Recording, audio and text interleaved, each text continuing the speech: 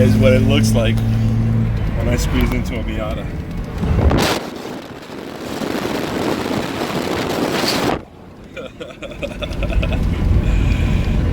I can squeeze my head under here though. I just have to like not really sit in the seat and kind of contort my back in a funny way, you know?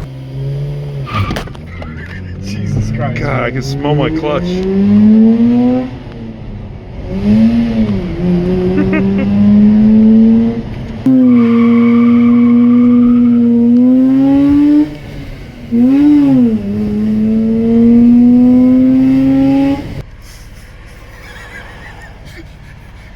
It's $500, bro.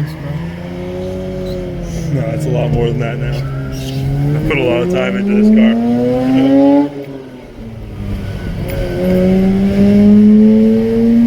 It's strong though. Oh yeah, look at the cooling. Still not even hot. Trust me, I did my time working on it. That's why I wasn't worried about handing you keys, man. All it needs is new shocks and bushings, and it's a fucking track monster. Alright, well, got something special. Can't show you all the numbers and such, but that's the tag for the RX8. Went ahead and did the insurance, got it registered. I'm going to drive it. I'm going to drive it. The old owner is with me. Celebration time. I was going to go alone in my truck and just do all this myself, but kind of need the previous owner to sign over the title. Things are moving at a snail's pace, but that's the way we like it until we hit the track, you know? Once we get to the track, we'll pick up the pace a little bit, I hope. So right here, you'll probably notice there's a lack of audio. This was the fault of cheapness.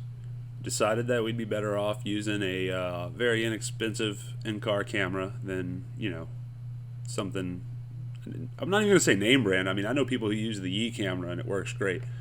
And we use something cheaper and junkier.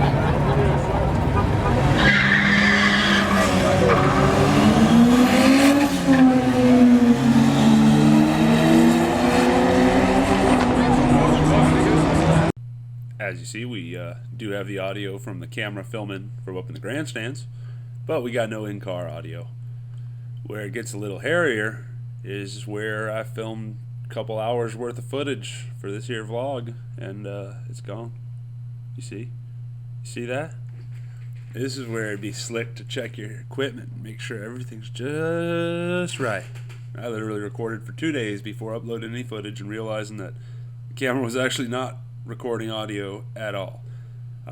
It was just a setting in the camera, but that setting has previously tripped itself to the off position once or twice, and I did not think to check it. So now, instead of all of the babbling about the RX8 that I did, you get to hear me babble about how important it is to check your footage. Welcome to today's episode of Daily Different Projects, where instead of working on the RX8, we're installing a PA system in the Yeep. This way, when we go get cafecito, we can pull up to the coffee joint and we can let them know via PA that we have arrived and we are ready for our coffee. It's going to be an excellent feature for this vehicle. It's a nice little Yeep. Be able to take us off-road and yell at deer that are in the way and what have you.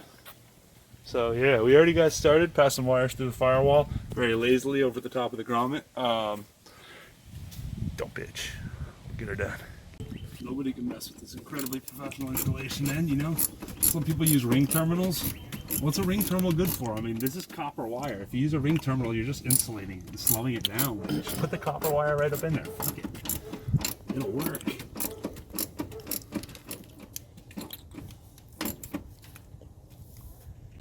Alright, since Mitter can't use a camera, this is our completely unprofessional as fuck wiring job for the PA system on the Yeep.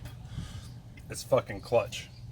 I mean, I'd probably use some zip ties, but you know, I'm getting there, man. I'm getting there. It's just looking real good. I have this here speaker. Should be mounted up right here next to the jack. Gonna be firing off some nice loud sounds through the radiator. Gonna be fun. Managerial position.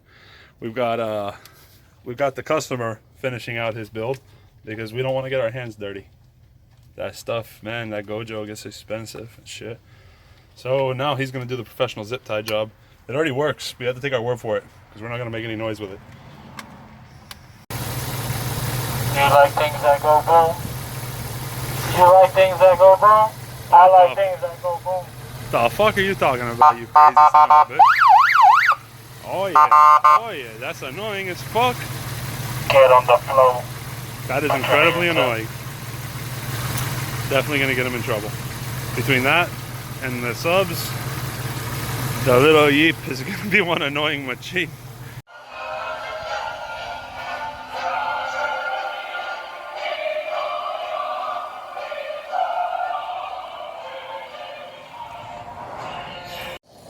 Filling it up. But she needs help. She definitely needs some help getting cleaned up because she's dirty. But we're giving her some good stuff. Make her happy. Decided I was going to go ahead and address this issue. I got the stock air intake housing, the lower half of it. I was going to go ahead and put it into place because it should be able to fit in here. However, I don't know. I may have to modify these arms for the K&N filter plate. We'll see. We'll see shortly here. I'm going to get that figured out. I'm going to go ahead and, at the same time, fix a bunch of things that I noticed that I don't like. There's a bunch of missing bolts and screws here and there. For the cold air intake, we have the stock piping all still in place. If that piping is no longer functional, it is actually detrimental. If it's not connected to the K&N, slowing down the flow of air through the front end of the car to this top area. Just the same as the reason I'm putting that lower half in, that the radiator fans are blowing up into this, giving it heat, which, you know, God bless them trying to make power, but I almost think it'd be better off with the factory air cleaner at this point. I'm not going to go back to the factory air cleaner. I'm going to see if I can't set this up in a way that's beneficial. I might have to test the factory air cleaner with a drop-in K&N versus this setup that I have in here right now, because I'm not sure if I like it. The stock system's actually pretty good. It's got a two-way intake. You can't really see it in there, but feeds through this pipe here, it goes up, comes down this way, and has a horn on this side and has an intake on this side, so it's allowing it to get some cool air from what's coming up, you know, aside, up beside the radiators. I said aside, but beside the radiator. Yeah, we're gonna go ahead and get this tackled. I'm not gonna hold the camera here all day, but maybe I'll set it up beside me and get a little footage, you know?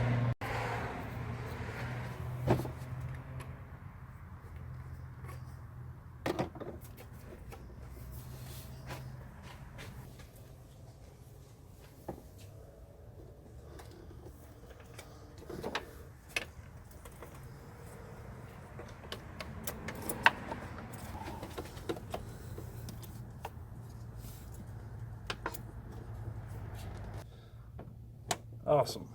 So we gotta find some hardware because we don't have the hardware, obviously. We just have the plate. But that's how it's supposed to be routed.